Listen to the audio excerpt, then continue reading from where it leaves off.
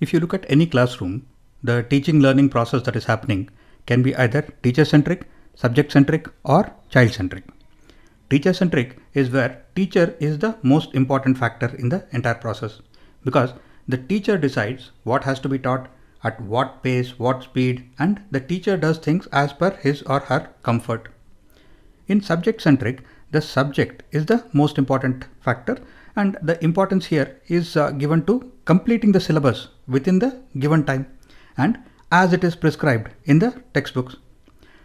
In child-centric, the child is the most important factor here. It is okay if the teacher has to change his teaching methodology. It is okay if the syllabus is not completed.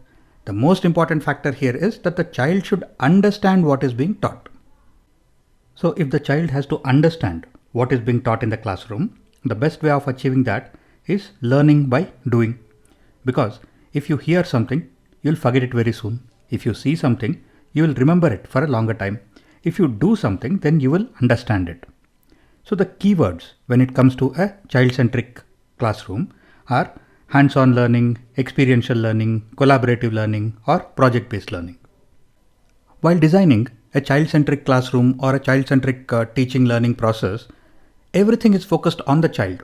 The teacher, the curriculum, projects and activities, community, family, location and timings, facilities, all of them are focused on ensuring that the child understands what is being taught in the classroom.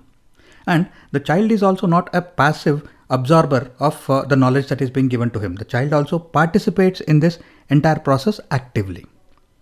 And the curriculum and the projects and activities are also designed for maximizing the hands-on learning aspect, that is, maximizing the learning by doing. So, to summarize, what is child-centered or child-centric education? Child is at the center. That is, the child's needs are the primary criteria, and both the teacher and the children are active participants in the teaching and learning process.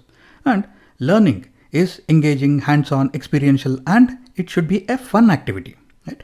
And there should be an understanding that every child is different. That is, you cannot expect the same teaching and learning methodology to work for every child. So this statement has to be kept in mind by the teacher and everybody who's involved in the teaching and learning process.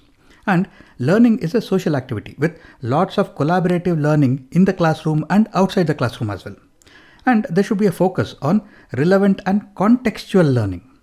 And it is not just about reading what is there in the textbooks and covering the syllabus, but the child's social, emotional, physical, linguistic, and intellectual development is also given equal importance in a child-centric classroom.